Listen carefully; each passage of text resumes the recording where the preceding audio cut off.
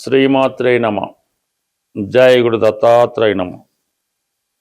ఈ వీడియోలో మనం ధనుస్సు రాశి వారికి మే 16 నుంచి 31 మధ్యలో జరగబోయే పక్ష ఫలితాలు పరిశీలించినప్పుడు ప్రధానంగా ధనుస్సు రాశి వారికి గురువు ప్రస్తుతం 7వ స్థానంలో ఉండి శుక్రగ్రహంతో కలిసి ఈ నెల చివరి వరకు సంచరించడం జరుగుతుంది.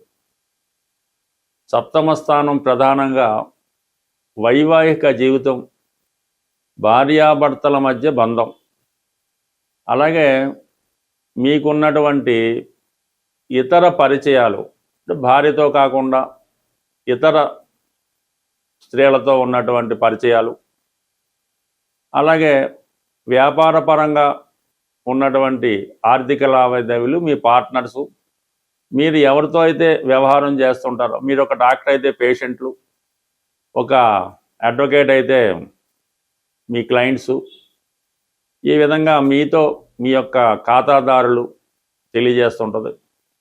మరి ప్రస్తుతం ఈ శుక్ర గురువుల కలయిక మీ జీవితంలోకి ఒక అందమైనటువంటి, చాలా కాలంగా మీ హృదయంలో ఉన్నటువంటి ఒక దేవత, లేదంటే ఒక స్త్రీ మీ జీవితంలో ప్రవేశించడం జరుగుతుంది. ఆ మార్పు మీ జీవితంలో చాలా కొత్త యాటిట్యూడ్ని, కొత్త జీవితాన్ని ఇవ్వడం జరుగుతుంది. లేదా ప్రేమికులు అవ్వచ్చు, చాలా కాలంగా మీరు ఎవరినైతే ఇష్టపడుతున్నారో, అంటే ఇక్కడ శుక్రుడికి షష్టాధిపత్యం కూడా ఉండడం వల్ల మీ బంధువులు, అంటే గతంలో ఉన్నట్టు మేనరికాలు, అలాగే అక్క గారి అమ్మాయి, మామయ్య గారి అమ్మాయి, మేనత్త గారి అమ్మాయి, ఈ విధంగా, లేదంటే వాళ్ళ అబ్బాయి, మీరు పాజిటివ్గా చూసుకుంటే మీరు అమ్మాయి ఉంటే ఈ మేనరికానికి సంబంధించింది, లేదంటే మీరు ఎక్కడైతే ఉద్యోగం చేస్తున్నారో మీతో సహచరంగా ఉద్యోగం చేస్తున్నటువంటి మీ కొలీగ్సు, ఈ విధంగా స్వతంత్ర ప్రతిపత్తి కలిగి ఉండి సంపాదన కలిగి ఉన్నటువంటి ఒక వ్యక్తి మీ జీవితంలో ప్రవేశించడం జరుగుతుంది. బట్ ఏదైనా మరి ఉద్యోగపరంగా కూడా కొన్ని మార్పులు రావడం జరుగుతుంది. అలాగే ముఖ్యంగా ఒక గృహ నిర్మాణం కానీ, ఒక కన్స్ట్రక్షన్లో ఉన్నటువంటి గృహం కానీ, ఒక కొన్నాళ్ళు ఎవరో కొని అది అమ్మేయడం జరుగుతుంటుంది. అటువంటి ఇల్లు మీరు ఈ సమయంలో కొనే అవకాశం ఉంది. ఎందుకంటే శని 4వ భావంలో ఉన్నప్పుడు వాహనం కానీ ఇల్లు కానీ పాతే కొనటం జరుగుతూ ఉంటుంది. 4ాధిపతిగా ఉన్నటువంటి గురువు ఇంచుమించుగా మనకి జూన్ 1వ తారీఖు నుంచి ఉచ్చస్థితిలోకి వచ్చి, అంటే 4ాధిపతి ఉచ్చలోకి వచ్చి 4ాన్ని వీక్షించడంతో మీకు గృహ నిర్మాణ యోగం కానీ, సొంత గృహలాభం కానీ, సొంతంగా ఒక ఇల్లు ఏర్పడడం కానీ జరిగే అవకాశం ఉన్నది. అలాగే తర్వాత 6వ స్థానంలో ఉన్నటువంటి రవి బుధల కలయిక, అంటే బుధుడు దశమాధిపతిగా, రవి భాగ్యాధిపతిగా 6వ స్థానం అనేది సర్వీస్ ఓరియంటెడ్. అందుకని మీరు ప్రభుత్వ సర్వీస్ చేస్తున్నా, ఎడ్యుకేషన్ డిపార్ట్మెంట్లో ఉన్నా, మీకు ఉద్యోగపరంగా రికగ్నిషన్ రావడం జరుగుతుంటుంది. అంటే మీ యొక్క సర్వీసు మళ్ళా తిరిగి ఉపయోగించుకోవడానికి మళ్ళీ మీరు ఒక కొత్త ఉద్యోగంలో చేరడం కానీ, గతంలో విడిచిపెట్టినటువంటి సంస్థలో చేరడం కానీ జరిగే అవకాశం ఉంది. ఇది ఎక్కువగా ఉపాధ్యాయ వృత్తిలో ఉన్న వాళ్ళకి, ఆధ్యాత్మిక రంగం, ఎండోమెంట్స్ రంగాల్లో ఉన్న వాళ్ళకి చాలా వరకు కొత్త ఉద్యోగ ప్రయత్నాలు ఫలిస్తాయి. నిరుద్యోగులకి ఉపాధి అవకాశాలు లభిస్తుంది, ప్రభుత్వ ఉద్యోగ అవకాశాలు లభిస్తుంది, మీలో ఉన్నటువంటి టాలెంట్కి తగిన గుర్తింపు రావడం జరుగుతుంది. ఇది బుధాదిత్య యోగం. ఈ ధర్మకర్మాధిపతి యోగం ఎక్కువగా ఈ ధనుసు రాశి వారికి 4 నెలలకు 6 నెలలకు ఒకసారి ఏర్పడుతుంటుంది. అప్పుడు ఆటోమేటిక్గా మీకు అప్ అండ్ డౌన్స్. ఎందుకనే ఈ ధనుసు రాశి వారు ఏదో ప్రైవేటు ఉద్యోగస్తులు, గవర్నమెంట్ సర్వీస్ ఉద్యోగులు పక్కన పెడితే, మీ మిగతా వాళ్ళకి ఎలా ఉండదంటే ఈ ఆదాయం అప్ అండ్ డౌన్ ఉంటుంది. ఒకేసారి వస్తే నెలకు 3 లక్షలు, 5 లక్షలు, 10 లక్షలు సంపాదిస్తుంటారు. లేని పక్షంలో 50,000, 60,000, 70,000 సంపాదించడం, ఈ విధంగా మీ జీవితంలో ఉన్నటువంటి అప్ అండ్ డౌన్స్కి ఈ బుధ అలాగే రవి కారణమవుతుంటారు. బట్ ఏదైనా నిజాయితీగా సంపాదించినంత వరకు ఈ ధనుసు రాశి వారికి ఆదాయం పెరుగుతూ ఉంటుంది. అలాగే మిగతా విషయాల్లో కూడా అనుకూలంగా రావడం జరుగుతూ ఉంటుంది. బట్ ఏదైనా ఇది ఒక యోగం. ఈ గురు శుక్రులు ఒక యోగం. ప్రధానంగా కుజుడు 5వ స్థానంలోకి రావడంతో అనూహ్యంగా మీ టాలెంట్, కాన్ఫిడెన్స్ పెరుగుతుంది. గతంలో తీసుకున్నటువంటి రెమ్యునేషన్ ఒకేసారి పెంచడం జరుగుతుంటుంది. పిల్లల యొక్క స్థాయి కూడా పెరుగుతూ ఉంటుంది. వాళ్ళు ఎప్పుడైతే ఉన్నత స్థాయికి రావడం జరిగిందో ఆటోమేటిక్గా కూడా మీరు కూడా కాన్ఫిడెన్స్ విలువలు పెరుగుతాయి. ఆ విధంగా మరి ఎవరైతే మరి కొత్తగా వివాహం జరిగిన వాళ్ళకి సంతాన విషయంలో కూడా కంప్లీట్గా మరి ఈ సమయంలో మరి ఈ దంపతులు ఎవరైతే సంతానం కొరకు ఎదురు చూస్తున్న దంపతులకి సంతాన యోగం కలిగే అవకాశం ఉంది. బట్ ఏదైనా ఈ పక్షం అంతా ఇంచుమించుగా ఈ గ్రహాలన్నీ కూడా రాహుకేతువుల మధ్య ఉండిపోయి ఎక్కడ 3, 9 స్థానాల మధ్య ఉండిపోవడం జరిగింది. కాబట్టి ఏదైనా దూర ప్రాంత ప్రయాణాలు చేస్తున్నప్పుడు మాత్రం కొద్దిగా అన్ని జాగ్రత్తలు తీసుకొని ప్రయాణాలు చేయడం మంచిది. లేదంటే కొద్దిగా ఆటంకాలు లాంటివి ఏర్పడే అవకాశం ఉంది. అంటే ప్రారంభించిన స్పీడ్గా గమ్యస్థానం చేరుకోలేకపోతుంటారు. బట్ ఏదైనా మరి భాగ్యంలో కేతువు ఆధ్యాత్మిక రంగంలో ఉన్న వాళ్ళకి మంచి అభివృద్ధిని, మంచి మనశ్శాంతిని ఇవ్వడం జరుగుతుంది. ఈ వీడియోలో మనం కుజదోషం మీద ఉన్న అపోహలు, అపార్థాలు వీటి గురించి తెలుసుకునే ప్రయత్నం చేద్దాం. సాధారణంగా కుజదోషం అన్నది ఇంచుమించుగా ఒక 100 జాతకాలు పరిశీలిస్తే 90 జాతకాల్లో ఈ కుజదోషం ఉంటుంది. ఈ కుజదోషం అన్నది లగ్నం నుంచి, చంద్రుడున్న స్థానం నుంచి, అలాగే శుక్రుడున్న స్థానం నుంచి లెక్క పెట్టడం జరుగుతుంది. ఇది లగ్నం నుంచి ఉదాహరణగా తీసుకుంటే 2, 4, 7, 8, 12 స్థానాల్లో కుజుడు ఉన్నప్పుడు అది కుజదోషంగా భావించడం జరుగుతుంది.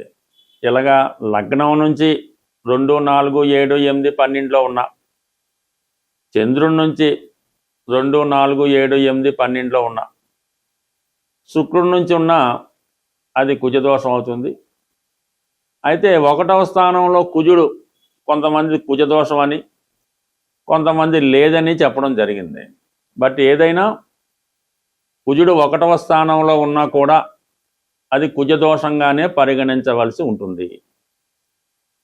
అయితే గురువర్గ లగ్నాలైనటువంటి మేష, కర్కాటక, సింహ, వృశ్చిక, ధనుస్సు, మీనరాశుల్లో రాశియందు లగ్నమందు గురువు ఉన్నా కూడా కుజదోషం కింద కాదని, వృషభం, మిథునం, కన్య, తుల, మకర, కుంభాల్లో లగ్నమందు కుజుడున్న దోషం అని చెప్పడం జరిగింది. బట్ ఎక్కడున్నా రాశి అందు కానీ లగ్నం కానీ ఉన్నటువంటి కుజుడు 4, 7, 8 స్థానాలను వీక్షిస్తాడు. ఇది సివియర్ కుజదోషంగా మనం భావించవలసి వస్తుంది. సో ఈ విధంగా పరిశీలించినప్పుడు ఇంచుమించుగా 100కి 90, 95 జాతకాల్లో కుజదోషం ఉండడం జరుగుతుంది. బట్ ఇది కుజదోషం ఉన్నవాళ్ళు కుజదోషం ఉన్న వాళ్ళనే పెళ్లి చేసుకోవాలా అన్న విషయం ఒకటి ప్రచారంలో ఉండడం జరిగింది. కుజదోషం ఉన్న స్థానాల్లో వేరొక జాతకంలో ఈ స్థానాల్లో వేరే పాపగ్రహాలు ఉన్నా కూడా కుజదోషం న్యూట్రల్ అవుతుంది. అయితే ఇది వ్యాపార దీక్షతో గాను తెలిసో తెలియకో కొంతమంది చూస్తున్న ప్రతి జాతకంలో కూడా వాళ్ళు ఏదో 10th పాస్ అయింది అమ్మాయి, ఏ కోర్సులో చేర్పించాలి, లేదంటే అమ్మాయి ఇప్పుడే జన్మించింది, ఏ పేరు పెట్టుకోవాలి, లేదా అమ్మాయికి ఏదో కొద్దిగా హెల్త్ బాగాలేదు, ఎలా ఉంటుంది, ఏ జాతకం మన దగ్గరికి అమ్మాయి జాతకం వచ్చినా కూడా అసలు విషయం మానేసి ఈ అమ్మాయి కుజదోషం ఉంది, ఈ కుజదోషం ఉండడం వల్ల పెళ్ళి అవ్వదు, లేదంటే ఇంకొక ప్రాబ్లం అది వస్తుంది, లేదంటే లవ్ అఫేర్ ఉంటుంది, ఈ విధంగా జాతకుడు చెప్పి దాని పరిహారం చేయించడం జరుగుతూ ఉంది. అది తెలియక కూడా కావచ్చు. ఇది వాళ్ళు కూడా నమ్మి ఏదో 8 సంవత్సరాల అమ్మాయికి ఏదో వ్యవహారం చేస్తే కుజదోషం ఉందని భయపడి అందరికీ చూపించి ఈ విధంగా ఇబ్బంది పడడం జరుగుతుంది. ఈ కుజదోషం ఉన్నవాళ్ళు కుజదోష పరిహారం చేసుకోవలసి వస్తే అది వివాహానికి ముందు, అంటే మనకు ఒక సంబంధం నిర్ణయమైన తర్వాత అబ్బాయి జాతకంలో కుజదోషం లేదు, అమ్మాయి జాతకంలో కుజదోషం ఉన్నది. అప్పుడు వాళ్ళిద్దరికీ పెళ్లి చేయాలనుకున్నప్పుడు అమ్మాయికి కుజదోష పరిహారం చేస్తే అప్పుడు ఆ దోష పరిహారం అయి తర్వాత చేసే పెళ్లి అనుకూలంగా ఉంటుంది. కాబట్టి ఆ విధంగా చేసుకుంటే మంచిది తప్ప అసలు ఏ సంబంధం లేకుండా ముందే పరిహారం చేయించారనుకోండి, అప్పుడు మళ్ళీ కుజదోషం లేని అమ్మాయి మళ్ళీ ఎక్కడ మనం ప్రయత్నం చేస్తాం, అది తప్పు. కాబట్టి కుజదోష పరిహారం అన్నది వివాహానికి ముందు చేయవలసినటువంటి క్రియ. అది అనేక రకాలుగా సాంప్రదాయ వారీగా ఉండడం జరుగుతుంది.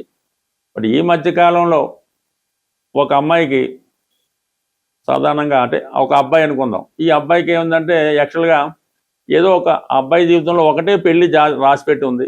కొద్దిగా లేటు, అతనికి ఉద్యోగం లేకపోవడం వల్ల లేదంటే వేరే సాంప్రదాయ వృత్తిలో ఉండడం వల్ల వివాహం లేట్ అవుతుంది. ఎవరో ఒక గుళ్ళో పూజారి చూపిస్తే ఈ అబ్బాయి కుజదోషం ఉంది, పెళ్ళి అవ్వట్లేదంటే సరే ఏంటి పరిష్కారం అంటే ఈ డూప్లికేట్ మ్యారేజ్ ఏదో అరటి చెట్టుతో పెళ్లి చేయలేదు చెప్పారు. ఆ విధంగా వాళ్ళు ఆ పెళ్లి చేశారు. ఉన్నది ఒకే పెళ్లి అబ్బాయి జాతకంలో, ఈ అరటి చెట్టుతో పెళ్లి అయిపోయింది. ఇంకా తర్వాత 10 సంవత్సరాలైనా వివాహం అన్నది అబ్బాయి కావలేకపోవడం జరుగుతుంది. బట్ అందువల్ల తెలిసి తెలియకో కొన్ని పరిహారాలు చేయడం వల్ల వారి జీవితంలో ఈ విధంగా పెళ్లి కాకుండా బ్రహ్మచారిగా ఉండిపోవడం కూడా జరుగుతుంది. కాబట్టి ఈ కుజదోషం గురించి పెద్దగా అపోవలొద్దు. చిన్నపాటి పరిష్కారంతో ఈ సమస్య సాల్వ్ అవుతుంది. ఈ కుజదోషానికి అనేక రకాలుగా ఎగ్జామ్షన్స్ ఉన్నాయి. కొన్ని లగ్నాలకి, కొన్ని రాశులకి, కొన్ని నక్షత్రాలకి కుజదోషం అన్నది ఉండదు. అలాగే కొంత ఏజ్ దాటిన తర్వాత కుజదోషం ఉండదు. గురు దృష్టి ఉంటే కుజదోషం ఉండదు. ఇలాగా కుజదోషం ఒకటైతే 99 రకాలుగా పరిహారం జరుగుతుంది. బట్ ఏదో ముందు జాగ్రత్తగా చేసుకున్నా కూడా అది పెద్దగా ఏమి దానికోసం భయపడి జీవితాలు నాశనం అయిపోయినట్టు ఇబ్బంది పడే పరిస్థితి అయితే లేదు. కేవలం ఇది ఒక అపోహ తప్ప ఇది పెద్ద కొంపలు మునిగిపోయే దోషం అయితే కాదు. బట్ ఇది బ్రతుకు తెరువు కోసం చాలామందికి ఇది ఉపయోగపడుతుంది. అంటే కొంతవరకు బతకొచ్చు, కానీ మరీ అన్యాయంగా బతకకుండా అవతల వాడిని భయభ్రాంతులకు గురి చేసి జీవితాలను నాశనం చేసే విధంగా శాస్త్రం ఉండకూడదనే ఉద్దేశంతో ఈ పరిజ్ఞానాన్ని మీకు అందివ్వడం జరుగుతుంది. బట్ ఇంకా అనేక శాస్త్రం, అనేక డెప్త్ ఉంది. నాకు తెలిసినటువంటి 1% జ్యోతిష్ శాస్త్ర పరిజ్ఞానంతో చెప్పడం జరుగుతుంది. స్వస్తి.